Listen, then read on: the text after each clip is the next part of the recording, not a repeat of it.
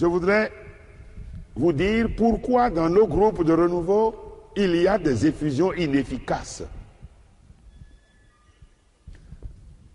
C'est le cœur même de l'expérience de renouvellement dans l'esprit au niveau du renouveau.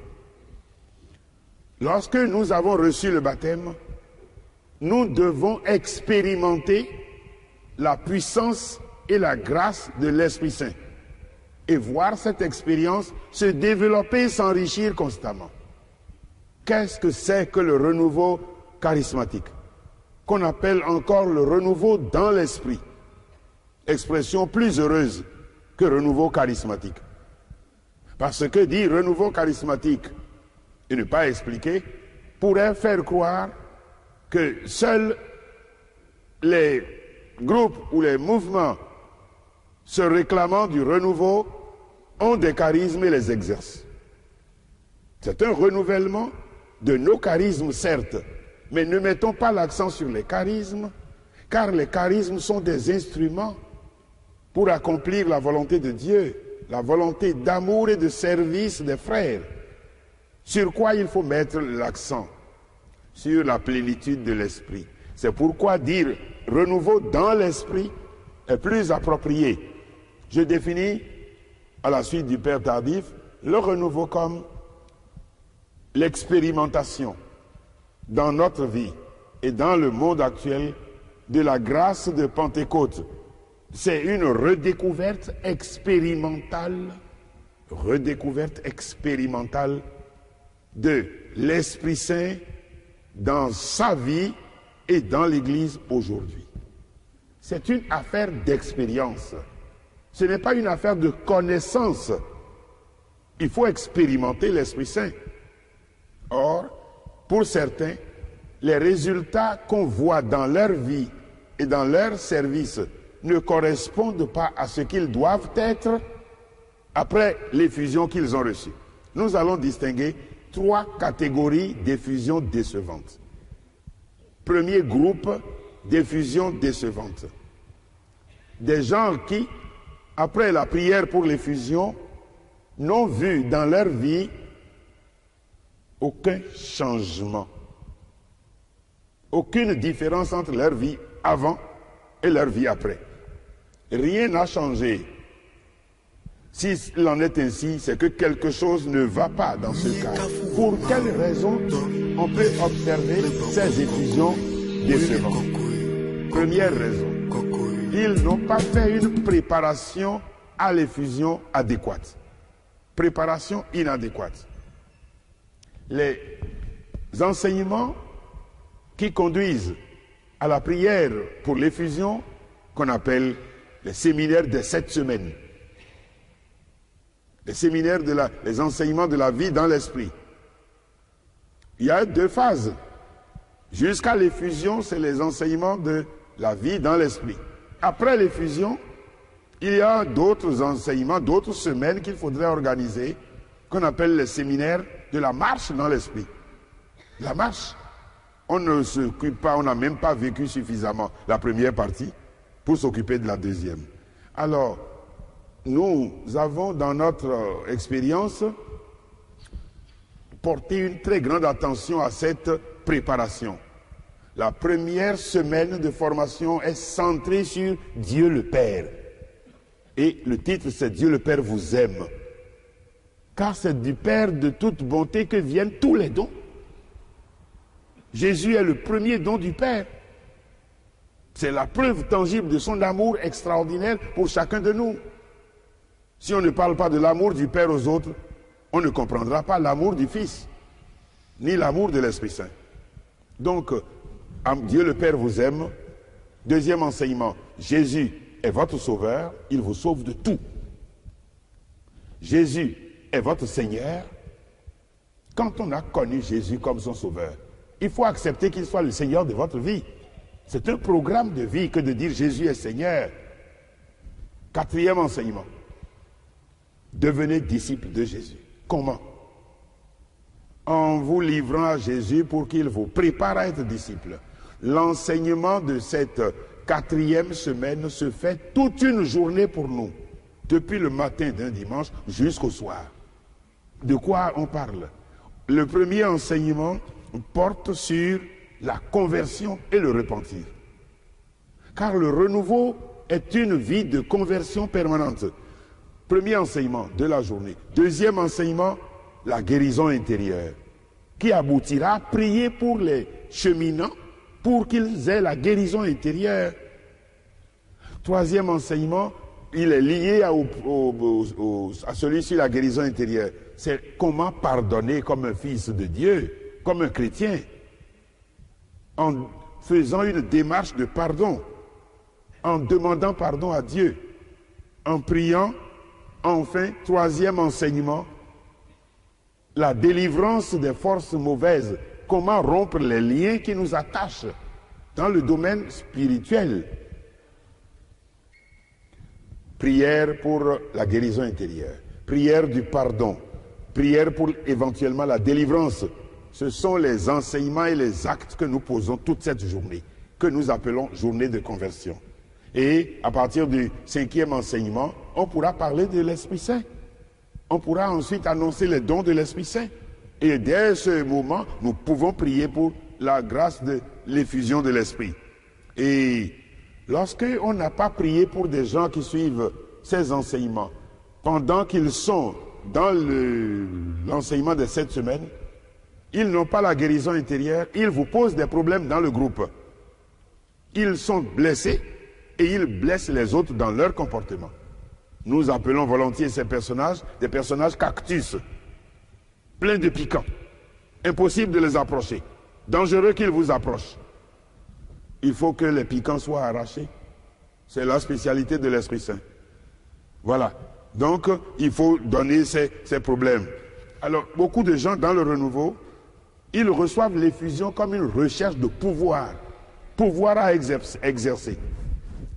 La frustration qu'ils ont, parce qu'ils ont été malmenés dans la famille ou dans la vie professionnelle, au renouveau, on leur confie un petit noyau, alors ils font les grands patrons dessus, ou les grandes patronnes. Ils veulent exercer le pouvoir.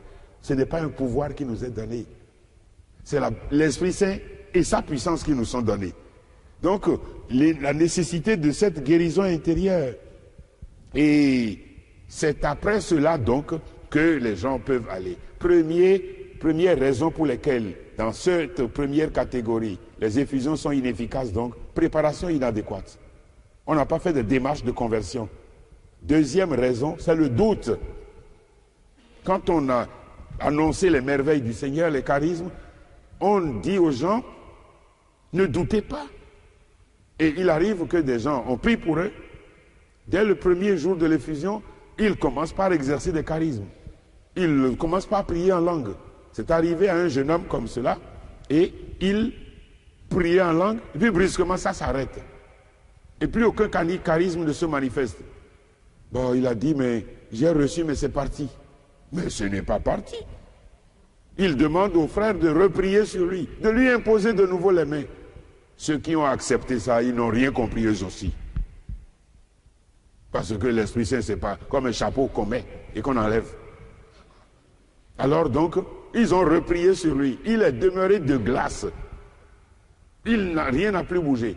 Alors on commence par lui dire, mais dis donc, tu avais bel et bien prié, mais que s'est-il passé? Il a dit, j'ai prié, mais je me suis regardé, je me dis, c'est bien moi qui prie comme ça. C'est pas vrai. C'est pas vrai. Dès qu'il a dit ça, hop, le don s'enfuit. C'est cela qui arrive à beaucoup de gens. Ils ont des charismes, les charismes se perdent. Pourquoi? Parce qu'ils doutent. Eh bien, sachez que si vous doutez de ce que le Seigneur vous donne, la chose qu'il vous a donnée disparaît. C'est pareil pour les guérisons. Le Seigneur vous donne des signes qu'il commence à vous guérir. Vous auriez voulu que le nœud dans le sein disparaisse tout de suite. Mais le Seigneur ne fait pas des opérations brutales comme ça. Quand le Seigneur vous fait des opérations, il n'y a pas de sang versé comme les chirurgiens. Lui, il est doux, sans anesthésie. C'est l'Esprit Saint qui est son anesthésie. Si vous êtes trop coriace, il vous met dans le repos. Vous dormez et il fait son opération en douceur. Alors que vous êtes toujours conscient. Ce jeune homme, qu'est-ce qu'on lui a dit? Bon, maintenant, que faut-il faire dans ces cas? Il faut premièrement allez remercier Dieu. Allez devant Jésus Eucharistie. Dites, Seigneur, je m'excuse, mais tu m'avais bel et bien donné le charisme. Tu m'avais bel et bien guéri. Je te remercie. Dites merci d'abord, avant de jouir de ce qu'on vous a donné. Le jeune homme est allé devant le Saint-Sacrement. Oh, merci Seigneur Jésus. Et pardonne-moi mon doute. Dès qu'il a dit ça, une onction de l'Esprit Saint, il se remet à parler en langue, sans que personne ait prié sur lui. Voilà la première catégorie. Deuxième, pour le parler en langue, beaucoup de gens, après l'effusion, se disent, mais j'ai reçu d'autres dons, mais je n'ai pas reçu cela. Je vous déclare en flagrant délit de mensonge au compte de l'Esprit Saint. J'ai vu plusieurs cas. Il m'a été donné à Rome, par exemple, au cours des rassemblements que le Bureau du Renouveau fait. Le Père Alter, il a le charisme de prier pour débloquer le parler en langue. Il ne fait pas une nouvelle prière de l'effusion. Et je me suis trouvé associé un jour à lui. J'avais un ami. Nous étions partis du Niger en 87. Quand on était arrivé là-bas, avant qu'il ne parte, il m'a dit, à Niamey, oh mon frère, tu vas t'arranger pour que moi je parle en langue avant de revenir de Rome. Sinon, si je ne parle pas en langue, les gens vont dire que je ne suis pas vraiment allé à Rome. Ah, j'ai dit, mon frère, ton problème là, il n'est pas facile. Bon, on y va. Quand le Père Alter, quelques personnes lui ont dit, viens prier sur nous pour débloquer le parler en langue. Ah, je dis, mon ami, il y a une opportunité pour toi. Ah, il dit, je suis inscrit. Il vient. Et le Père Alter me dit, Jean, viens prier avec moi. Alors, mon ami me dit, il faut que ça marche. Il faut que ça marche. Alors, j'ai dit, détends-toi. Si tu es crispé, tu ne l'auras pas. Il dit, bon, je suis détendu. Je suis détendu. Il s'assoit. Et quand son tour vient, le Père Alter a sa tactique, sa technique. Il impose les mains, brusquement, il met les mains sous la glotte, là. Et puis, bon, moi, j'étais apprenti. Moi, je ne savais rien, donc je dis, t'as qu'à prier en langue seulement, l'Esprit Saint comprend ce qu'il faut faire. Ne t'avise pas de vouloir faire des choses. Donc, on était en train, je voyais mon ami. Oh, je disais, oh, je priais en langue, mais je parlais par l'intelligence en disant, Esprit Saint, n'oublie pas le pari de mon frère. Il faut qu'il vienne vraiment à Rome. Il faut que tout le monde se rende compte qu'il est venu à Rome. Et pendant qu'on était, ça démarre comme une trombe. Mon ami s'envole, il ne peut plus s'arrêter. Je dis, dis donc, reviens, ce n'est pas un don, tu n'es pas parti en hélicoptère. Reviens. Et c'est ainsi qu'il a eu le parler en langue. Alors, j'ai connu un évêque africain qui était à ce rendez-vous-là à Rome. Alors, le Père Alter me dit, Jean, bon, le Seigneur veut qu'on fasse équipe. On continue. Je dis, à qui le tour? Il dit, il y a l'évêque qui a demandé qu'on vienne. Je dis, mon père, vous voyez ce que vous me demandez? Mettre mes mains sur une tête épiscopale? Je dis, mon Dieu, attention là. Il dit, non, viens. Alors donc, vous voyez, ce sont mes mains qui tremblaient plutôt que l'évêque. C'est mes mains qui tremblaient sur sa tête. Et hop, lui aussi s'est mis à parler en langue. Et j'ai expérimenté dans mon pays que, alors qu'une centaine de frères demandaient qu'on refasse l'effusion de l'Esprit, je m'y suis refusé. Parce que je me dis, l'Esprit Saint ne se trompe pas. Que ce n'est pas nous qui donnons l'effusion, mais que c'est Jésus. On devait donc, mais ils insistaient. Nous avons donc convenu que si rien ne se passe avant le mercredi, la clôture, bien on prierait pour une effusion nouvelle. Et je fais donc un enseignement le mardi sur l'effusion de l'Esprit, sur les dons charismatiques. J'ai fini par le parler en langue, que j'ai développé à fond. Et c'est ce jour que l'Esprit me dit comment il fallait procéder, avec un grand nombre. Et j'abrège, quand le moment est venu, je vois 60-80 personnes qui démarrent le parler en langue, sur les chapeaux de roue. Et ça démarre. Je dis, mon Dieu, voilà le don de l'Esprit Saint, c'est pour la multitude, ce n'est pas pour des individualités. L'Esprit est venu sur eux et ils se sont mis à parler en langue. Bien, dans le second groupe d'effusion inefficace, quelles sont les caractéristiques de cette inefficacité? Ils ont reçu des dons et en font étalage. Après l'effusion, ils exercent quelques charismes déjà, mais ils ne produisent pas de fruits dans leur vie. Ils ne manifestent pas du tout de sainteté dans leur comportement.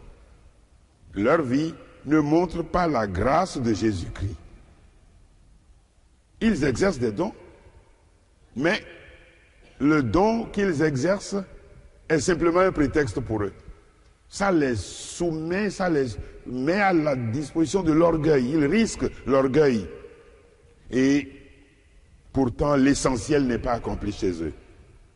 Le début du charisme peut être efficace et certain, mais le charisme n'est pas le tout. Les charismes ne sont pas des éléments qui nous sanctifient. C'est notre vie dans le Christ qui est l'essentiel. Alors, qu'est-ce que ces gens de cette deuxième catégorie doivent faire? Il faut qu'ils reviennent au Seigneur. Il faut qu'ils renoncent au péché. Il faut qu'ils vivent les sacrements dans la foi, en mettant en œuvre les dons de la grâce sanctifiante. Il faut que ces gens vainquent dans leur vie la colère, le désir de vengeance. Sinon, ils ne porteront pas de fruits. Ils ne porteront pas de fruits. L'effusion ne nous dispense pas du combat spirituel contre l'homme charnel et les convoitises. Ne confondez jamais les dons de l'Esprit Saint et le fruit de l'Esprit Saint. Des gens ont beaucoup de dons, mais ils ne portent pas de fruits. Ça ne leur sert vraiment pas à grand-chose. Ce qui est l'essentiel pour l'Esprit Saint, c'est notre sanctification. Et ce n'est pas ce que nous faisons devant les frères. Les animations, les enseignements, tout ça là qui est la vérité sur notre vie spirituelle. La vérité sur notre vie spirituelle, c'est ce que nous faisons et que nous sommes quand nous sommes seuls devant le Seigneur. Le paraître l'emporte vite. Donc, beaucoup dans les assemblées sont heureux, exaltés même. C'est dangereux si le fruit de l'esprit n'est pas là. Donc, c'est une affaire de conversion. Troisième groupe d'effusion inefficace.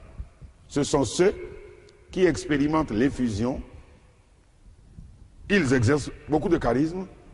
Il y a des fruits de l'esprit dans leur vie, mais ils n'ont pas connu le jaillissement des fleuves d'eau vive dont parlent les Écritures.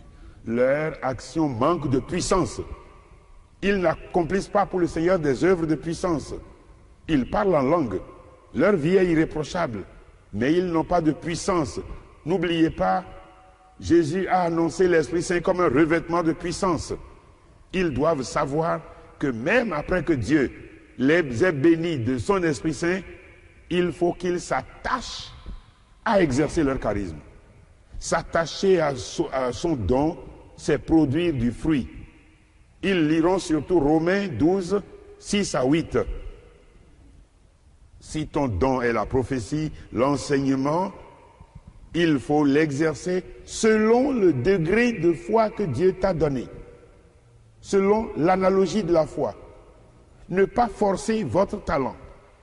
Vous n'avez pas la certitude de foi que Dieu vous dit une chose, vous le dites, vous êtes un faussaire des charismes. C'est faux. Agissez selon le degré de foi que vous avez reçu. Et ça, c'est très bien. Et il faut donc suivre des formations et les mettre en œuvre, les formations. Nous recevons beaucoup de formations, mais ça ne porte pas de fruits. Il faut être diligent dans ce que nous faisons pour le Seigneur. Comment? Lorsque nous demandons un don, il faut le mettre en œuvre, en le ranimant. Saint Paul disait à Timothée, ravive en toi le don que tu as reçu. Pour raviver un feu, on met des bois dans le foyer. Pour vous, ce sera quoi? La parole de Dieu. C'est la prière. Vous mettez-vous à genoux quand il n'y a pas la puissance. N'attendez pas que l'onction de l'Esprit supplée à votre paresse. Il faut puiser de nouvelles forces en Dieu.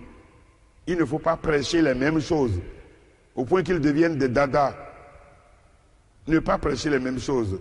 Il faut marcher dans l'onction. Enfin, il faut accepter la croix dans vos vies. Lorsque vous recevez l'effusion, ça ne veut pas dire que les épreuves vont s'atténuer. C'est une illusion.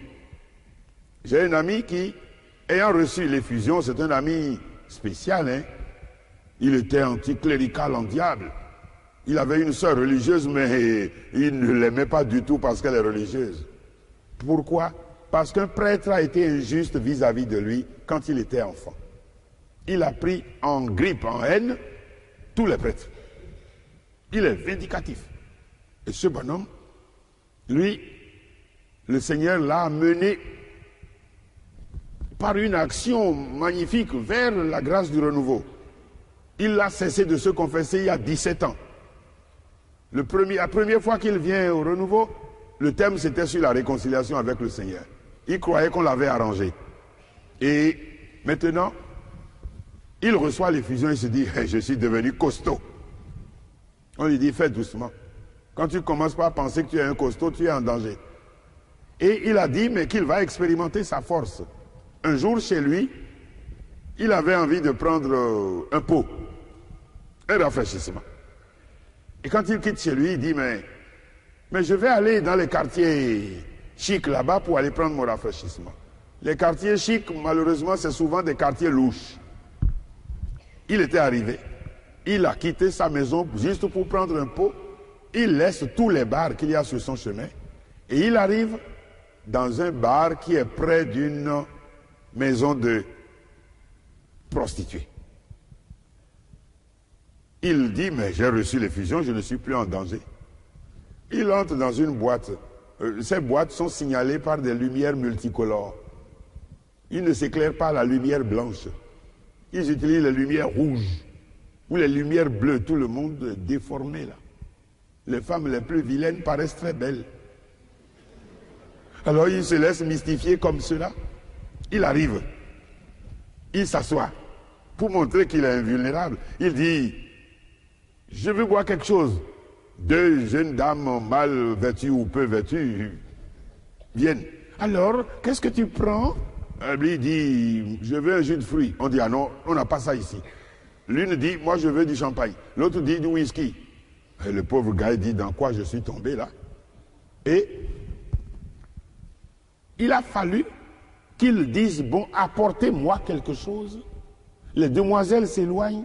L'Esprit Saint lui parle maintenant. Mon ami, où tu m'as conduit maintenant? C'est pour me conduire dans ce lieu que tu m'as reçu. Et il dit, mais au fond, mais je suis très imprudent. L'Esprit Saint lui dit, mais est-ce que tu as pris ton portefeuille? Ah? Il dit, mais ça, je n'ai pas pensé. L'Esprit Saint, heureusement, lui a fait oublier son portefeuille pour le sauver. Alors, il fouille sa poche, il n'a pas son portefeuille. Le temps que les demoiselles qui sont allées chercher la boisson arrivent, il demande où sont les toilettes. On lui a dit c'est de l'autre côté. Il prend la direction inverse et il sort tranquillement de la boîte et il a filé. Voilà, la tentation est là tout près. Quand vous recevez l'Esprit, j'allais vous dire, équipez-vous de l'armement du parfait combattant pour le Christ. Soyez prudents, ne veuillez pas tenter qui que ce soit, ne vous laissez pas tenter. Amen.